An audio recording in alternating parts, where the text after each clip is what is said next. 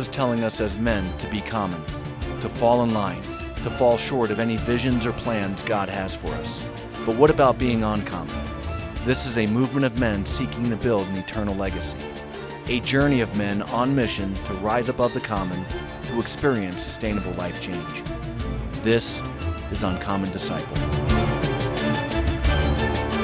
Welcome to the Uncommon Disciple podcast. My name is Michael Bowen. With me, as always, is Jarrod Gibson. Hello. And welcoming back a guest who's been with us before, my good friend, Jake Taylor. Hey, guys. Hey, Jake. What's up, Jake? How you doing? This is the first time anybody's asked me back for round two, so I'm feeling pretty good about that. Well, we were desperate, man. Yeah. So. Exactly. No, we had talked about having you back on, and so we meet every week for a Bible study with Nate. I get the early time in Colorado, right? I get up at 4:30 to be on at 5, but you and Nate get to sleep in a little bit, being on different time zones. He gets the best one with the Eastern time. So,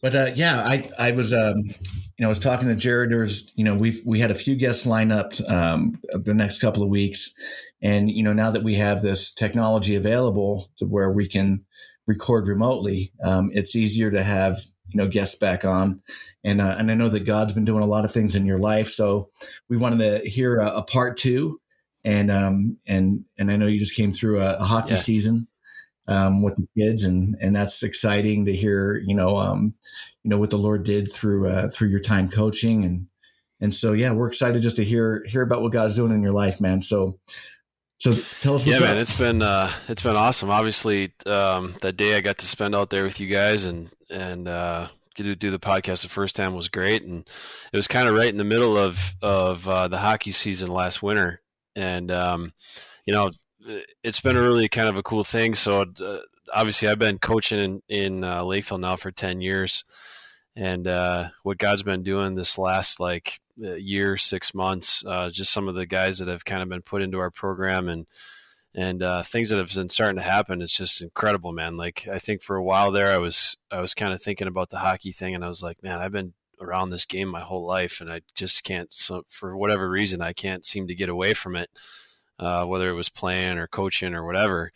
And these last Well, there was a time that you were going to pull back from coaching. I remember when I went out there, you'd been praying about possibly pulling back from coaching, just because of some things that were happening in the league and with the school.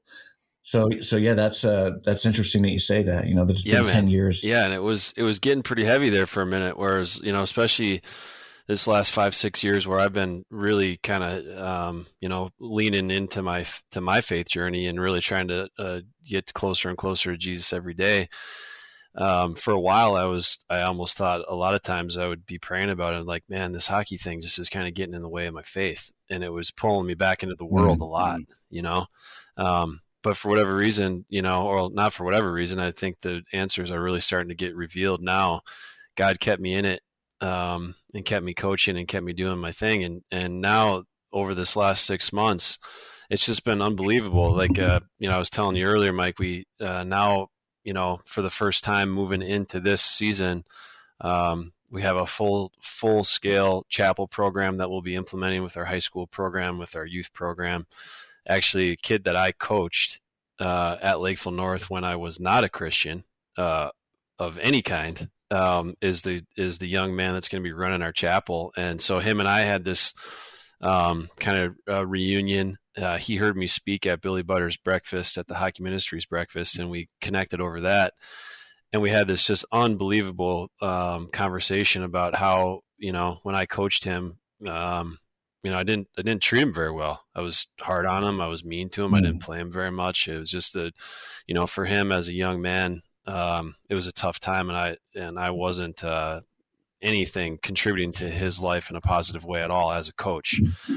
So for us to have that conversation and kind of reunite, and now equally yoked with our faith, to have him come in, to have him running our chapels, to have him kind of be in the face of of the Hockey Ministries, chapel program with our hockey team is just absolutely incredible. And so that's happened.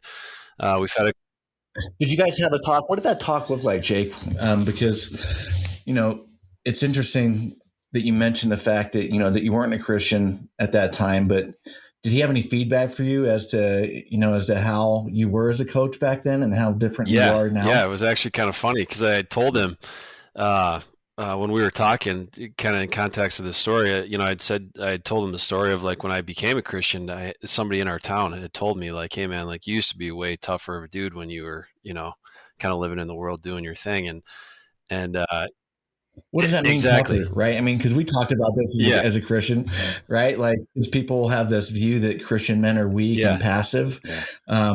And, it's like, if you've ever read any of Tony Dungy's books, right? He was a different coach. He didn't go around cursing and screaming at guys and, ripping their face masks to the ground and stomping on them, right? So he presented himself a different way as a coach. And so what does that look like? You were tougher versus, compared to what you are now. What I equated from it after talking to Tommy about when I coached him is I think what that guy was referring to is tougher meant angrier, for surely more out of control, having no moral compass really of any kind as far as like how I was living my life. So maybe in a distorted worldly view that might come across as tough when you're rolling around town as a big guy and just treating people like crap and kind of leaving a wake of destruction everywhere you go. I mean, if that's toughness, I guess then I was doing a great job of doing that. But, so that's kind of what Tommy had revealed to me as when I was coaching him, that was what those kids felt. And I give him so much credit to being able to have that courage to reach out to me after that talk and because there was there's some emotion inside of him, negative emotion towards me, because that's what he knew, right? He knew the old, that guy that thankfully is passed on now, but that was the version of me that he knew. The old man is dead. Yeah. So it was just, for him to have the courage to tell me, but that's what he told me. He said, you just seemed angry all the time. You just seemed kind of out of sorts, mad, never really seemed in the moment or present. It was always kind of just looking past everything. So but what a cool thing, for a kid that, I taught or coached to come back and now teach me something. Yeah. It's a pretty amazing thing for sure. So we have that going on. And now, so we got the chapels that we're going to be implementing for our kids. And again, remember, this is in the confines of a public school activity, right? So yeah. And in Minnesota. Yeah. So we got all these things. So let me ask you this, Jake, what does a chapel look like, for kids? Because I know that there might be some guys listening on the podcast right now that are involved in coaching or involved in, the public school system. We chose to homeschool our three kids this year because, it's, two of them are in high school, obviously one's in junior high school. And we wanted to be able to have and speak, speak into their lives at this level versus having them be conditioned by culture. And I'm not just saying by other kids in the school, because that, they're always going to have that. There's always going to be kids that are going to influence our kids.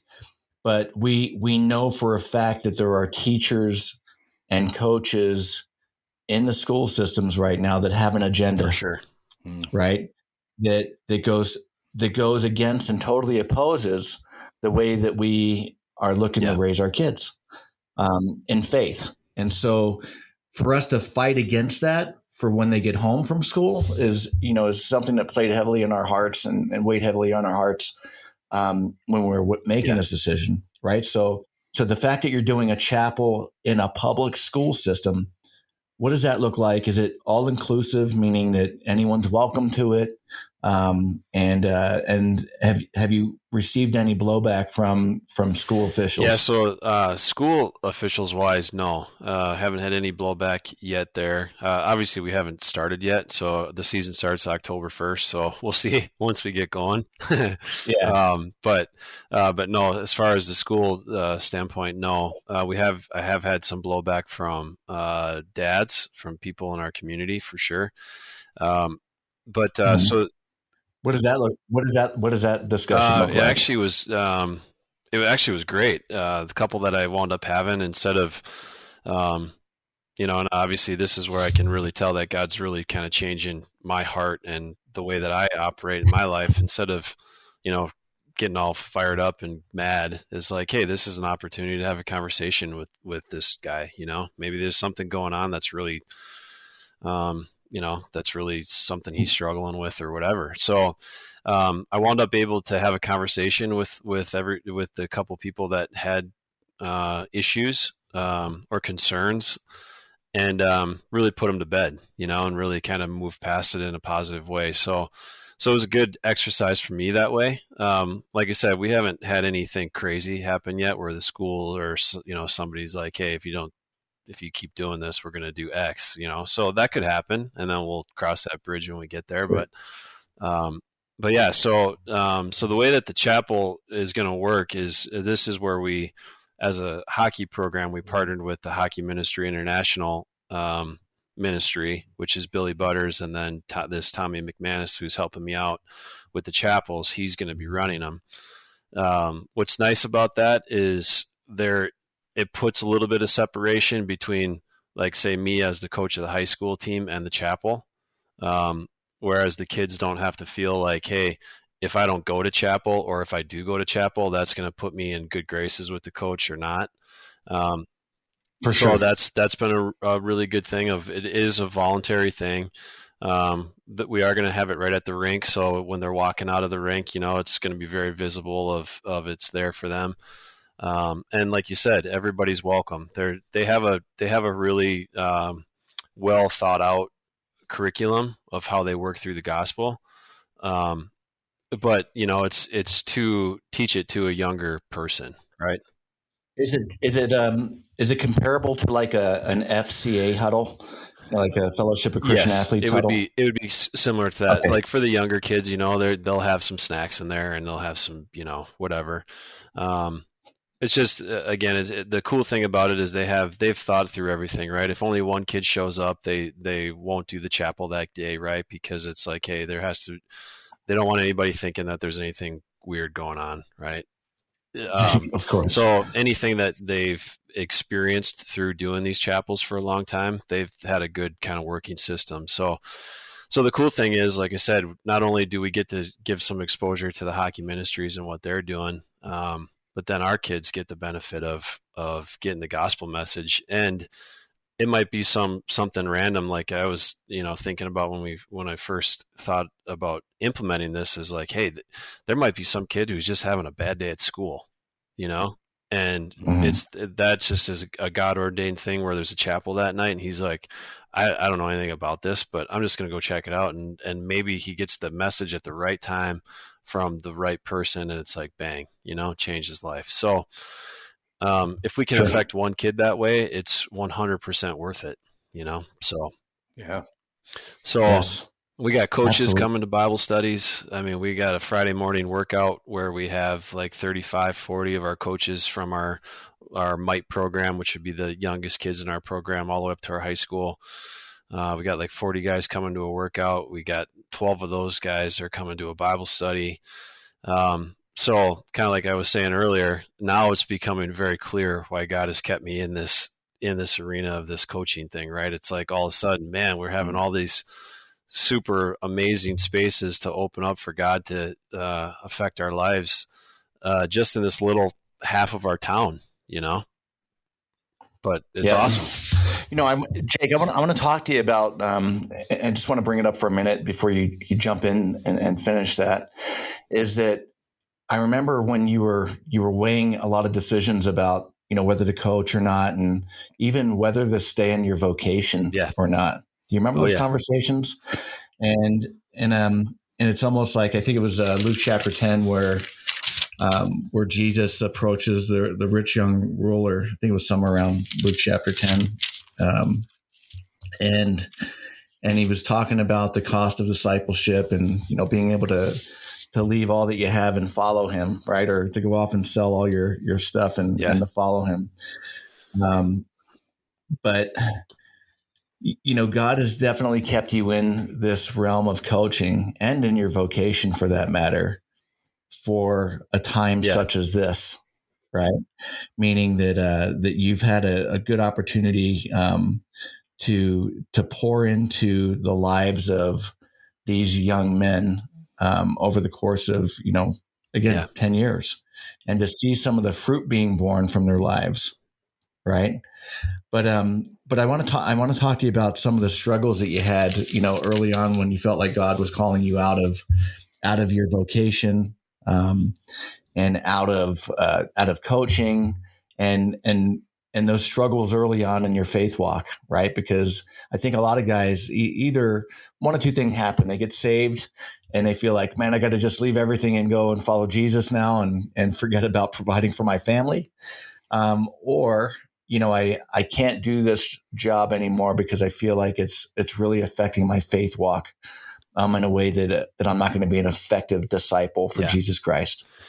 Yeah, I mean that was totally me. Is like obviously with what I do for work is very wrapped around financial money, wealth accumulation, stuff like that.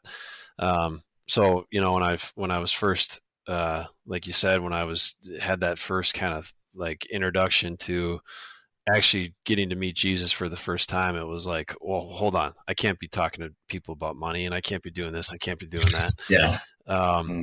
And what's been really kind of revealed to me over these last 5 or 6 years is I think the biggest struggle that I was having is what I was doing for work and what I was doing staying connected to hockey. It kept me connected to my the things that I struggle with, the big sins that I struggle with, right? Obviously being a professional athlete and the selfishness that can come with that career, and then being a coach, right? It continued to kind of feed that ego for me of like when I was rolling around town and people are like, oh man, hey, in my mind, I'm thinking, hey, if they think that I'm this coach, then that puts me in like this different status, or this puts me in like, whatever it is. And so when I started to, like we said, like when I started to learn the gospel message and truly get to understand who Jesus Christ is, I was like, oh man, a lot of these things I'm struggling with, they're really tied into what I do every single day. And so I was like, I needed to like break free from all of it. But, now here we are 10 years later, 6 years later since I've been saved. And it's like, now it's so clear, like you said, he kept me in these things. For surely there was a back off though. Especially, in what I was doing with work, for sure. I really kind of pivoted my career to be a little bit more, not as involved, I guess would be the best way to say it. Like where we stand. Well, I think for the listeners, we have to tell them, like, you deal with high wealth individuals, right? So you're a wealth management guy, and it was Matthew 19, by the way, where the Jesus counsels the rich young ruler. But you counsel and do wealth management for high income earners, and at one point I think you said, these guys can't even relate to me because I do care about obviously managing their wealth, but I'm more concerned about where they're at in their eternal walk. As a believer in Christ, that was your biggest burden on your heart, was to try to get them to the point of being able to share your faith. Imagine rolling into some guy's office who's super busy and got all this dough, and you're like, you totally are off track. You're not even close to what he scheduled the meeting to talk about. You're like, hey man, where's your faith at? Have you done a workout lately? Like, come on, what's going on in your life? I want to know about that stuff. And he's like, whoa, dude, time out. But yeah, so that was a big thing. Tell me how to make more money. But again, then you get into the COVID time, and some of these guys that I didn't have really any personal relationship at all, And all of a sudden it's like they got slowed down, right, by this whole thing. And now all of a sudden these conversations that we were having started to actually gain a little bit of traction, you know? Like, hey man, I've been sitting here with all my companies shut down, and I was thinking about that one time you're in my office or whatever, you know? And so one of my biggest clients actually is now, you know, we talk about our faith and we talk about life, and we never ever talk about, you know, I shouldn't say never ever. I mean, obviously that's what I do for them, so I better talk about it once in a while. But you know, I talk to them on a weekly basis, and we talk about struggles and life and faith and Jesus, and it's like, man, this is incredible, you know. So Yeah, and I think that there's a lot of guys out there that listen to this, and I think that probably one of the biggest struggles that for a lot of men do is when they're in a career field, especially in finance, especially like out there and more in a public forum. How do you share your faith? How do you live your life authentic? Because I think a lot of Christian men struggle with like a Dr. Jekyll, like in Mr. Hyde type of mentality, where at home at Sunday they're Mr. Christian, but then at their job they're afraid to stand out. They're afraid to speak the word. So what are some of the things that you have found in your journey with being open and honest with your faith? So especially in my career, I think like I was gonna kind of pivot to is where I've totally radically changed what I do professionally. Is I'm totally okay if somebody doesn't want to talk about faith as part of our relationship with their wealth management, then we're not a good fit, and that's totally cool, you know.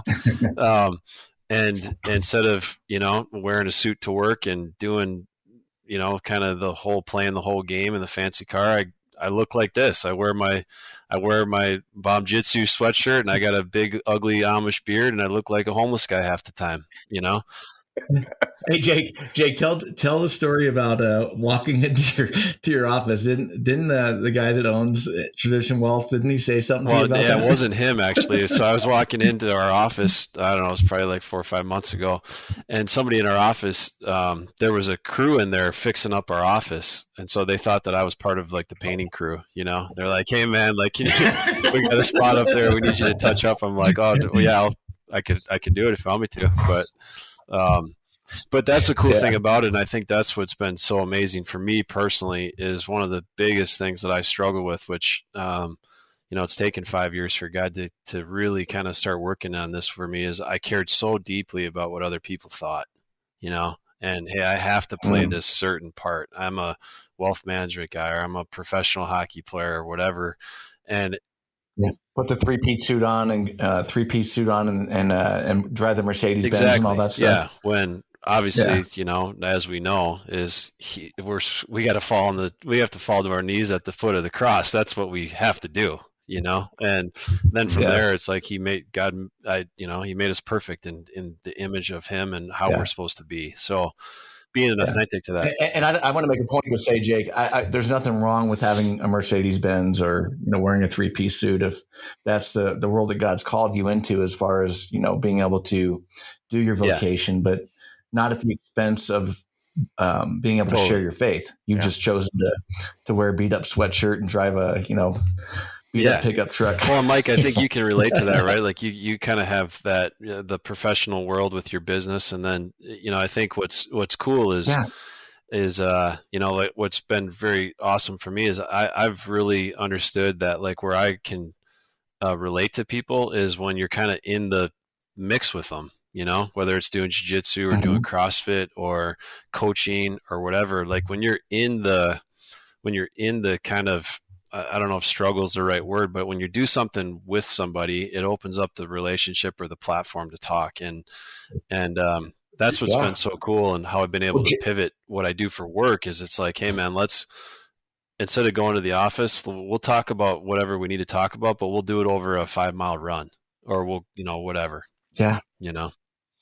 Well, Jarrod just had this happen, right, Jarrod, at work, where you had a guy, we were kind of going back and forth on some texts this week, where, you know, Jarrod said, hey man, I need you to pray for this guy, Steven. right? Whom you work with, who was put in the hospital, healthy guy in his 50s, dude that works out all the time. Kind of like, well, you're not 50 yet, Jake, but you're getting there. But he's but Jarrod, works in the corporate world. He's bivocational. I say that I'm trivocational. So we're juggling a bunch of things, but it allows us to see a lot of things that are happening in the world, right, Jarrod? So you live this every day as well, because you're dealing with high-end clients in the IT world. And so you're also walking these fine lines of, being able to be open and honest with your faith, but also being able to provide a service that your company hired you to provide, or be a resource for the clients that you're called to service in your vocation, right? So just to be transparent, Jake, I was in that world, but I too, I'm kind of backed out and have more oversight, so I'm not in front of the customers and doing the training and gigs and customer visits like I used to. So, but it was difficult, and looking for opportunities to share faith, but I would live my faith out, and someone would always ask, man, there's something different about you, or, there's, what, I noticed you didn't curse or drink at this event or whatever. And there's something always stuck out to someone that allowed me the open door to be able to share my faith. For sure. So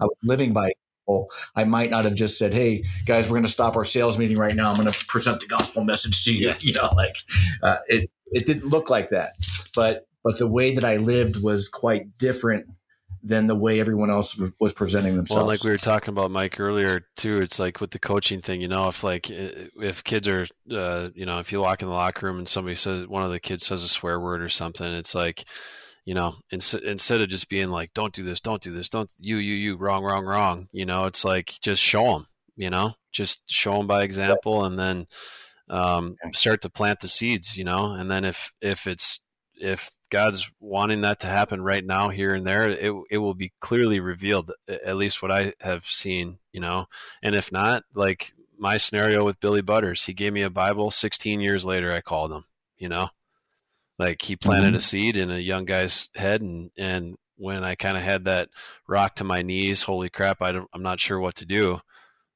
First thing that God put in my head was, you got to call Billy Butters. So that's the way I look at it with the coaching thing, for sure. Is it, as long as we're getting that seed planted in these young guys' heads, some of them might take off and be on fire right away, which would be incredible, to save them. If we could tell them about Jesus and they could, surrender to their faith when they're 16 or 15 and save them 20 years of pure misery, man, that'd be awesome. But that might not be their path, God only knows that. So, that's interesting, Jake, that you said that. And I'm sure Jarrod could probably relate, because I was on we had a podcast with some of the guys that he served with back in California. But I too had a guy that knocked on my door who played hockey, adult league hockey in New Jersey. And I remember, he would knock on my door every week, and I was friends with him. He was one of the neighborhood, one of my neighbors. And he'd say, hey, do you want to go to church with me on Sunday? And I just, no. But one day he knocked on the door and invited me to play adult league hockey. And then I said no. And he said, do you want to go to church this weekend? And those were consistently the questions he asked. And for some reason that day, the Lord had put it on my heart to say yes, just the invite. Right. So at some point, with guys, and I'm preaching this weekend at a men's conference in Utah about discipleship, on what it means to be a disciple, and then what it means to be discipled, and what it means to disciple someone else. Right. And so a lot of times we like to see the immediate fruit of our labor, right? Like, hey, I'm going to present, a message or a verse, and this person's going to give their heart to the Lord, and, like their whole life's going to change. It's going to be awesome. But a lot of times that's not how it goes down. For sure. Right. So for you, it was 16 years later. Jarrod's faith walk, is much different. His started much sooner than mine did, but, it took a long time, for the Lord to get a hold of my heart, because I was hardened to his word, number one, but he knows the day and hour, of our journey, versus me thinking, I'm going to convert this person. Well, it's so funny too. We we're actually talking about in Bible study this morning. God's time is forever, and we have like this infinite, like we think about our lives like, oh man, we got, if we're lucky, 95 years and we got to get it. It's got to happen now. Like, hey God, I just asked you for the, XYZ, like, come on, man. Like, let's, like one of the guys was saying, like, one of the kind of common hand signal signs, right, that dads do with their kids is like to speed it up, like, come on, move your feet, type thing. It's like, that's how we pray sometimes. We're like, come on, God, like, you got to speed up here. I need this stuff now. And he's like, dude, I might give it to you 40 years from now, because my time is when it's supposed to happen. And that might be in your deathbed when you are 95. Who knows, So true. I just got a good chuckle out of that this morning, but kind of, my struggles kind of in the corporate world was, twofold. One of them was being early on authentic with who I was. I was afraid of being made fun of. I was afraid of not fitting in. But then there was another part of me when I used to manage teams and stuff like that. When you like talk about like the anger. And then at one point when I read Ephesians 4 verses starting at 25, therefore, having put away falsehood, let each one of you speak the truth with his neighbor, for we are all members one of another. Be angry and do not sin. Do not let the sun go down on your anger, and give no opportunity to the devil. And I remember, obviously, that verse is applicable, obviously multi-layered. As we lead as men in the home, as we lead with our spouses, as we lead with our kids, but I think especially in the workplace, because I was shown anger as the only emotion growing up, and then I just mirrored that in life, and I used to get so angry at people, and I wasn't kind to them. I would yell at the people I was over, especially if they made a mistake, and I almost had like a godlike mentality, and I expected perfection. I expected greatness out of everybody, and then I would just slam them and I would just ridicule them. I remember firing a guy because he did something wrong, and like just on the spot, I let my anger fly. And then, that was kind of a dark time for me. And then when I came across that about, you can be angry, but what are you doing with that anger? Or don't sin. Like, there's a fine line between sinning and when you're angry. Sure.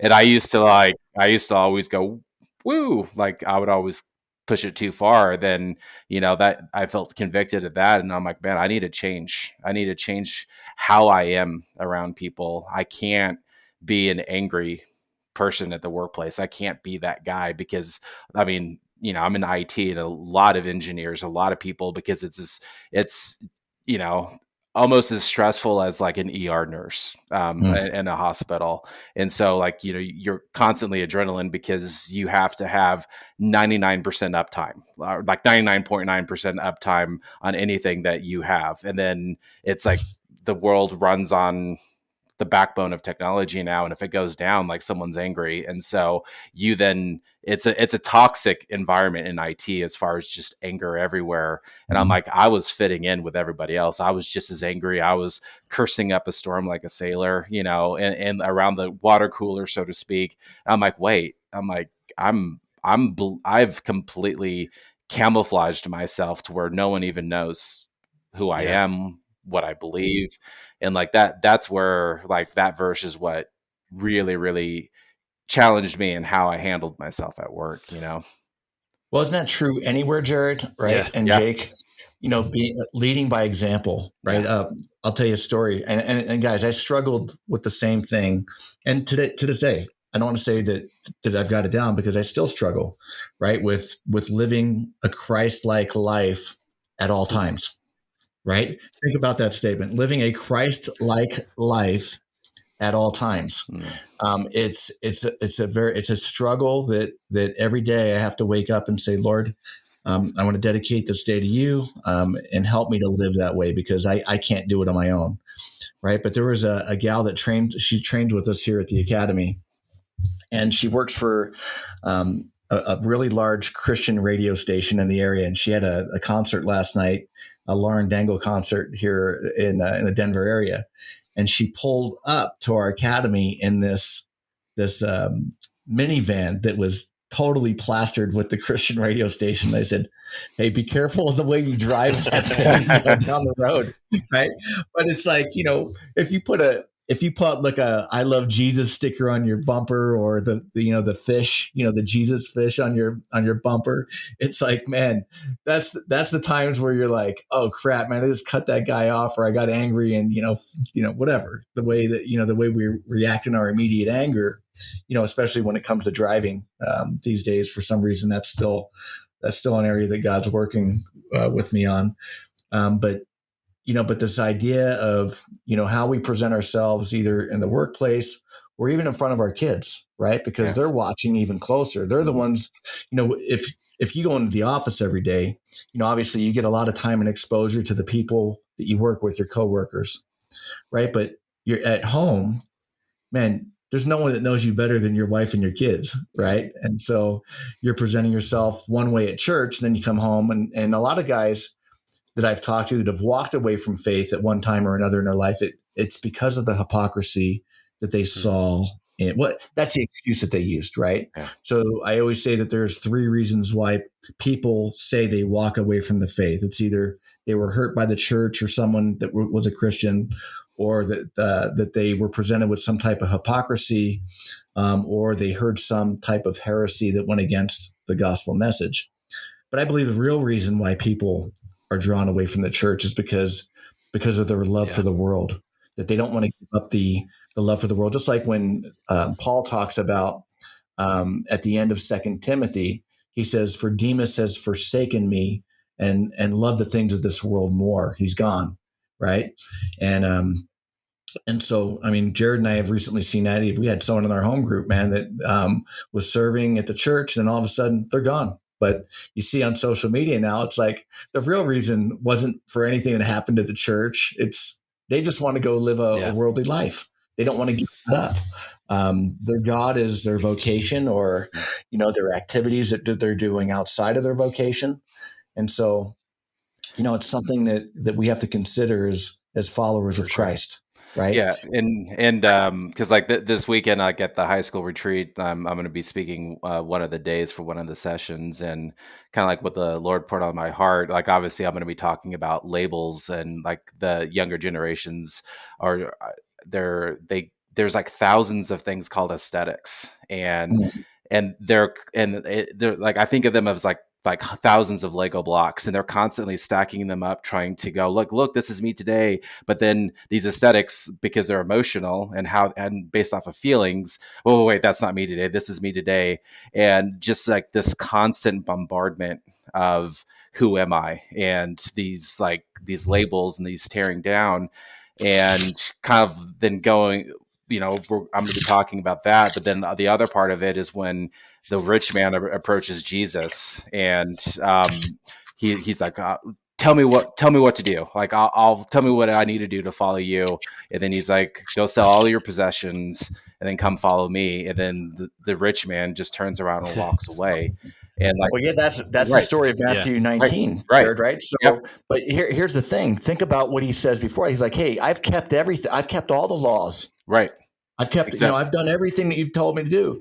But Jesus, knowing his heart, says, there's one thing that you still need to do. Yeah.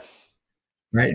Go sell all of your stuff and come and follow me. What he was calling him to was a life of Christ, a life of sacrifice, calling him to be a disciple of Jesus Christ. And when he heard that, the Bible says that he went away sad, right? Mm-hmm. And so you think about that for a second, right? Jesus wasn't necessarily saying, hey, go and sell. He's not telling everyone to go sell all our stuff and come and follow him. But he knew for that rich young ruler that was still an idol in his life. Right. And then like, I mean, like my like kind of like bringing it all together for like the youth, as far as labels go, that the rich man is like, it's that one thing. And with a lot of people, believers, young and old, a lot of times there's that one thing that you just can't give to God, and therefore you can't follow him. And I think for youth, it's about the identity, it's about the labels, and they just can't follow God because of this one thing. And I think that, we as men, I know when I've had my wandering periods, there was that one thing that I had that was deep down in me that I was not willing to give to God, that I was not willing to just essentially proverbially sell and leave behind. Yeah. Jarrod, you talk about labels, and Jake, I want to jump back in with you because I think this is something that you can relate to, just as labels as a hockey, former pro hockey player, and kids, struggling with that. You still minister to a lot of guys that are actively playing, that are high end earners, that are, that'll call you. You're the guy that they call now versus you calling Billy Butters, right? You're the guy that they're calling at like 2:00 in the morning. Hey man, I'm struggling. But, something interesting, in the book of Acts, we're told that there was a lot of persecution happening within the church. And there was something about the disciples' lives that in the book of Acts, I think chapter 11, that we're told that the disciples were first called Christians at Antioch. Right. There was a label put on them that the disciples were now known as Christians, Christ followers. Both a disciple and a Christian are the same thing, right? A disciple is a follower of Jesus Christ and a Christian is a follower of Jesus Christ. But they now took on this label as Christians that we now wear in today's day and age. Right. And so what does that really mean? Well, in today's culture, sometimes it can just mean, it could mean something cool. Like it just means that I'm morally better than someone else for some people, right? For some people, it means I'm a all out hardcore follower of Jesus Christ and I'm not going to compromise. Right. But I think that word Christian has been so watered down over the years that it's taken on, various meanings for whoever's presenting it. I know a lot of people say, well, I'm Catholic or I'm Jewish. And really they're not, they might go to one or two, celebrations a year, that are faith related. But outside of that, there's no life that marks them in their faith. You wouldn't know the difference between their life and someone, that was living what you would know, someone who was living an Orthodox life versus, the way they were living. Yeah. Well, it's, I've actually had a couple of these conversations recently with guys that are playing, and the second that we start talking about faith, instantly that for whatever reason, it connects with them is the word religion, religion. I'm a Lutheran, I'm a Catholic, I'm a this, I'm a that. And like you said it perfectly, Mike, like Christian and disciple is we are following Jesus Christ. Like there's one Christian religion, if you want to call it that. It's Jesus Christ. I mean, it's, it's like it's the Bible, it's the Word of God. I mean, it's very clearly stated that way, but I think that's where the world's done a great job, even inside of the context of Christianity. We have like 4,000 different Christian faiths, don't we, or something like that? 4,000, I think, is what it is.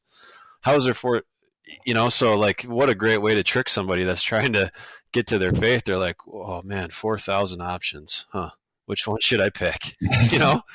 It's wild. And like, I think like you were saying earlier, I grew up in the Catholic Church, went to Catholic school, had this kind of, I remember as a kid, like my buddies that were Lutherans, I'm like, oh yeah, you're kind of a Christian, but us Catholics, we got to figure it out, and just all this crazy stuff around that too. I'm like, it really, when I became high school aged, it was like, that's what pushed me away from God, to your point of, but really I just wanted to get into the world. I just wanted to do all the cool things. I was a good athlete. I was like, man, just because I'm good at sports, look what I get to do. I get all this crazy stuff. It's awesome. Not knowing that it was going to lead to just total destruction, but yeah, so like that's just an interesting thing that's come up a lot is like, this religion says this and this religion says that. It's like, okay, well, let's pause and let's see what God says, like, let's read God's word and see what it says. And it's really, it's been a fun thing. And like you said, to be able to now have some of these guys come to me, what it has shown me is that God has started to change me.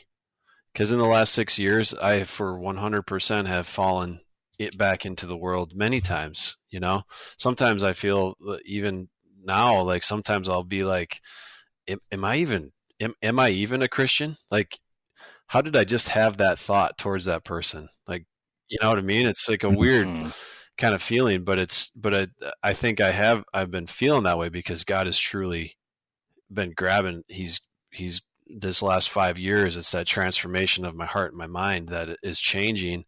I would have never thought that way 5 years ago, right? Like if I could have jacked somebody in the face 5 years ago, and it wouldn't even have fazed me. I'd been like, you deserved it, you know?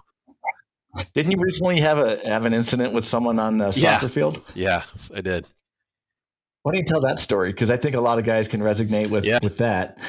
Because, hey, guys, just so you know, Jake, what do you go, like 6'4", 240, Jake? Is that how big you are? You look like a big Amish ugly guy that, you know, scars on your face from all the hockey time. Yeah, so it is.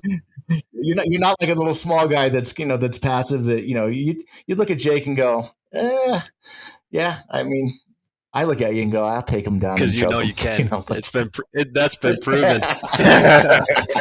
proven many times. But most guys would look at Jake and go, you know, like, I don't know if I even want to go there. But, you know, tell the story of what happened recently on the soccer field, because the Jake that responded to that today versus the Jake that would have responded back when he was actively playing hockey was two different people. Even like we said, even the version of me 5-6 years ago.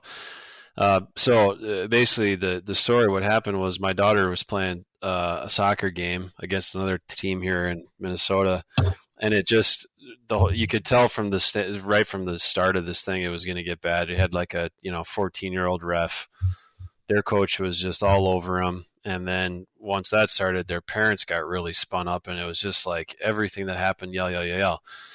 And like you said, I'm a bigger guy, so my daughter just genetically, she's a big girl. I mean, she's tall, she's strong. She for a 12-year-old girl, she's about 2 feet taller than some of these girls she's playing against. You know, so she had a couple plays where their parents took offense to it or thought that she was cheap or whatever.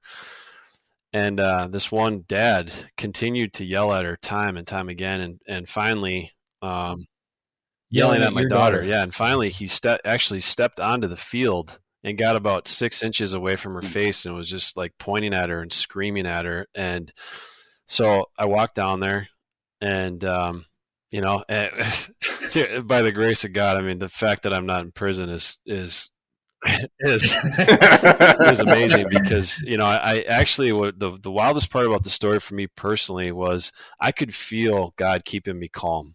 Like I was actively praying as I was walking over to this guy, and so I got over there and I said, "Hey, sir, I said, I just want to make sure that you and I are on the same page on one thing. You can talk to anybody else in this entire place. I'm like, but if you say one more word to my daughter, next time I come back here, we're going to have a substantially different conversation." And he got in my face, and he starts pointing at me, and then his wife's in there, and she's like breaking us up, and I'm like, "Hey guys, listen, I'm not here to fight anybody at all. That's not my intention at all, but that's my daughter, and she will know that her dad will always protect her. I don't care if it's soccer or at the high school, I don't care where it's at. She needs to know that her earthly father is going to protect her." And and I said that, and he kind of then he kind of backed down, and the problem was solved. And as I'm walking back to where I'm supposed to be sitting, and the crazy thing is, wait, did you have the Jiu Jitsu shirt? Oh yeah, on too? I had this shirt on. Yeah. So I repped your brand very well. I didn't strike anybody. Nobody got choked, or maybe I didn't. Maybe I should have showed him some moves. But yeah, as I'm walking back to where I'm supposed to be sitting, not one person got mad. Because I was able to keep myself calm. I didn't stir the pot. It just kind of simmered it, whereas if I would have walked up there and just straight jacked that guy and put him to sleep, took him down and took his back and put him to sleep. All of a sudden I would have been running the gauntlet of the 30 dads It would have been viral, man. Our shirt would have got real popular. You would have had to manufacture these things by the thousands. Hey, you know what? I had asked you that question, Jake, for a purpose, because Jarrod too is he's not a small guy, right? Jarrod's a pretty big guy, and he stands out in the crowd.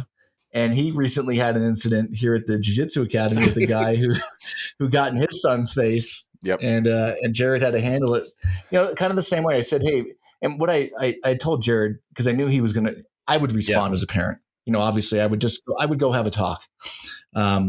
And the way that I would have reacted, again, 20 years ago, much different than the way I would react today. But I knew that Jarrod had gotten fired up about it. And I said, hey, bro, just remember that we're representatives of Jesus Christ. Right. Right. First and foremost. And obviously it's okay to stand up for our kids, but it's not okay to go and get physical with someone, because I know Jarrod wanted to grab the guy by the throat and take him outside. Yeah, like it's like that movie, The Secret Life of Walter Mitty, where he tunes out and imagines himself doing crazy things. And so, like, when that happened, my initial thing was I imagined grabbing the guy and throwing him through the wall, and I'm like, that's not good. What was wild too, because my daughter, she's very observative, if that's a word. And Mike, Dylan, she's on all the time, and what was awesome about what happened, so she was watching me. She didn't care about anything else, right? Literally, she stopped playing when I started walking towards that guy, which, he's 50 yards away or whatever. So it took a while to get there. She literally stopped playing and she was watching me. And then when I did what I did, when we were in the car on the way home, she said, Dad, she goes, I felt calm when I watched you handle this situation. So what was cool, I guess what I'm trying to get to is she saw that I will always have her back, but she also saw that I won't do something so stupid that she will have to see me through glass for the next 2 to 5 years. Yeah, bro, was Haley there? Yeah, I forgot she to was. ask you that. All right, so now this is critical, because Haley, she used to come and pick you up from bar fights in jail, right? So she's now seeing a different Jake. Totally. And she told me, at the game, she just looked at me like a good wife would do, and she said, "Go handle that." And I think she understood that she knows my heart now, and she knows that go handle that means go stand up for your daughter and make sure that guy knows that that's not unacceptable in a way that's not going to create any more, unnecessary negative stuff. So, and I brought that up for a question because I like to segue into something else, Jake, if I could, because it was exciting when you told me this.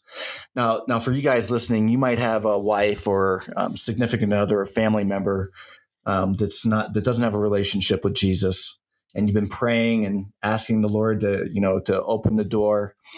But, Jake and I, we've been friends for a long time now. We've talked about the fact that, early on in this faith walk, Haley was not a Christian.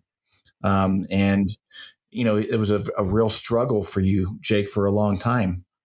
And I said, hey, bro, you just keep following the Lord, right? You keep first seeking the kingdom of God, and God will work everything out for you on the back end. And there was a time where Haley just didn't like the fact that you were a Christian. She missed the old Jake. She missed hey, let's go drink and party Jake. Even though she didn't like that guy, for a lot of times, but for at some reason, the enemy was using that as a wedge. But you told me today that Haley is now doing Bible studies. Women's a mutual Bible friend studies. of ours' wife reached out to her last week or early this week or whenever, and she was like, hey, you want to do this? They have this, basically it's a Bible study for a bunch of ex-athlete and current athlete wives. And, and Haley's initial thought was no, I'm good. And this friend of ours, she just pressed on her, dude, and just kept pressing. And then, Haley was looking into it last night, and she's like, yeah, man, I'm going to do it. And I was like, wow, it's so cool. And what's so awesome about her, you really wanted to jump up and down and go, yeah. And, but what's so great about it is over the last 5 years, especially, this is why it's so important to have good faith mentors in your life. Just walk the walk. Don't, even with your wife, like we talked about earlier, even with our spouses, the second that I started pressing that on her, she was like, back up, and then it took away from everything that was God was ordaining, of like, hey, it will all work out again in his time, it will all be fine. Yeah. Like, so it's just that constant, like, show that consistency of it. And over the last 2-3 years, that you could tell, like, she just keeps thinking and thinking and thinking, and it's like, oh man, a lot of this stuff makes sense. I actually do start to feel the change inside of me, and now here we are. So it's really cool, but again, it's strictly because I had to realize that even with my closest human relationship on this earth, which is my wife, I can't push her. I can't do anything to create that. I have to just show by example and be her husband, So, so yeah, there's been so much that God's revealed, and I've gathered in my these first 40 years of life that clearly I was meant to learn every lesson that he had for us the hard way. But there's like somebody was saying, there's your testimony is so powerful, and so maybe that's exactly how it was supposed to be for me is, we got to grind through some things and figure it out the tough way, but then you can relate to somebody that is like that, so Amen. It's pretty cool, man. It's been a fun couple of years, and like I told you earlier, now it's just kind of shutting everything down and just really, really, really listening to where God wants me to be. So that's what I'm doing. Good. So where are you at with the farm now, right? So Jake has bought a piece of property. He's renting a house in Minnesota, and they're going for it, because you had talked about always wanting a big piece of land to do some stuff with. So tell us about what's going on with that and Strapped as we start wrapping up here. Super excited. Obviously, our good friend, Mr. Dave. So now he's helping me with the farm, which has been amazing. He's just, I wish, Mike, there was a way to describe Mr. Dave to actually truly tell people how incredible this man is, but I don't think it's possible. I think people have heard about him enough on the podcast, but he is a unique individual that I don't know if you could ever replicate. There's no way to describe him to give him the glory he deserves, But yeah, so we're gonna over this next couple months before it freezes and everything dies, we're starting to get some of the infrastructure in. So some of the fencing, we're going to do a big orchard out there. We're going to have some cows, and we're actually not going to move there. We're just going to have the whole place be a working farm. So we're going to build a little timber frame, little place that we can stay and enjoy. And, if the days get long from working, we can stay there, but we're just going to use the whole property to grow food. So super excited about that. Kind of segues into Strapped a little bit. The Strapped is really kind of pivoted. I'm super excited. When we first started this thing, it was real kind of ego driven as along, I guess, around like my fitness journey, I guess, at that time. The big reason Strapped started was doing that marathon with the weight vest, and that's kind of where it came from. Again, which was very like, hey, look at me, look what I can do. I'm better than you. Yes. I'm an idiot, can run with a weight vest on. And a broken toe. Yeah. But so where we're pivoting to it now is this three kind of pillars of it: faith being the main one, fitness being one, and then food being the third, to kind of wrap the farm into the whole brand of it. So we got some cool stuff coming out. We're going to have Strapped, the armor of God.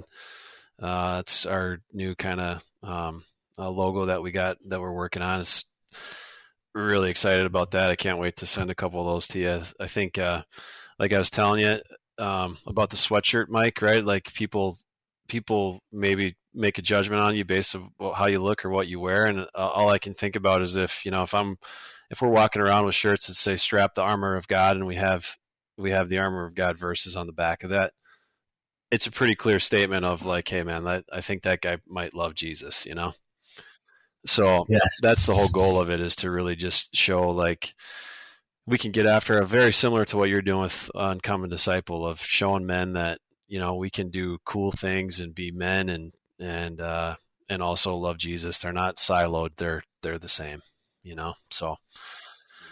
So that's what we're doing with Strapped. I'm excited. We're kind of doing a full rebrand of that. Really just hit the pause button on that too, and just shut the social media, shut everything kind of down, and going to do a relaunch hopefully at the start of the year. So yeah, awesome. Hopefully we can do some partnerships with you guys and run some cool events or whatever God wants us to do. But looking forward to it. Well, we've been praying, Jarrod and I, obviously he's taken on a new role at his main vocation. And so it's been a little difficult these past couple of weeks, especially with travel and his new work schedule, just trying to get a good schedule down for getting our guests on, and obviously navigating their schedules as well. So, guys, I would just ask, and Jake, you too, just keep us in prayer. Sure. Going forward, we were talking about maybe going back to maybe an every other week episode for the time being until our schedules start to free up a little bit more. But it's been a little bit of a challenge these past couple of weeks, just trying to get people's schedules coordinated. I'm praying that God just opens up the door to this ministry for Uncommon Disciple to allow us to do it full time at some point, which I believe He will. But in the meantime, we're just trying to stay faithful to the calling that He's called us to. Sure. So, Amen. So I just say, keep us in prayer as those doors start to open up. 100%. Yeah, I love what you're doing, man. I love spending time with you guys, and obviously a lot of the inspiration for what we're doing with Strapped is because of what you guys are doing. So, so you have our prayers all the time. Did you have a final thought for us, Jake? For the listeners? I think the cool thing that came out of this episode was kind of just that idea of whether it's what you do for work or kind of any of these worldly identities that we've had. What's so amazing about our faith is it breaks down all that stuff, and even inside of like I was saying, even if you're a wealth management guy like I am, that doesn't mean that you have to compromise your faith. You actually can build your client list around your faith, and I think there's gaps like that in everything that we do, whether it's on the mats doing Jiu Jitsu or in the CrossFit gym. Like I said, there's all these opportunities where God will present time to connect with people and share the gospel. So yeah, I think that's kind of my final thought, is just make sure we lean into that and look through the lens of everything we do. Is it honoring to our faith? So got it. Good. Love it. Jarrod, do you have anything as we wrap up? Yeah, I mean, I guess my final thought is kind of like one of the last things, Jake, you spoke about your wife. And I think too often we as men, like when we experience God, our relationship with God's personal, right? And so when we experience things, like we want like our spouse, who's our closest person in our life, to experience it too. But the one thing that I know God had to like work on me with in our marriage is too often, like I expected like her to be experiencing exactly the same thing, but she's a different person. Her walk is like there's different levels, right? And so a lot of times I would try to force like what God was showing me on her, and then it would then blow back in my face. Then I would get so like worked up and upset. But then we didn't look at the Bible, right? There's not one person within the Bible that personally caused someone's heart to change. Every single time it was God that led the heart. And then I have to look back at myself and be like, wait, I was just as hard-headed as she's being, and God had to show me and change my heart. Wait, okay, so God's a changer of hearts. Never mind. Sorry, God. For sure. Well, that's a wrap, gentlemen. Love you, Jake. Too, man. Thanks for having me. And I hope to see you guys soon. And Jarrod, I'll see you again soon. Actually, I don't know. I'm leaving for Utah early tomorrow morning. So we're speaking at a men's conference in Utah, Calvary Chapel Men's Conference in Hurricane, Utah. So if any listeners are out there by the time this episode gets out, make sure you sign up and get over there. And we'll see you guys soon. See you guys.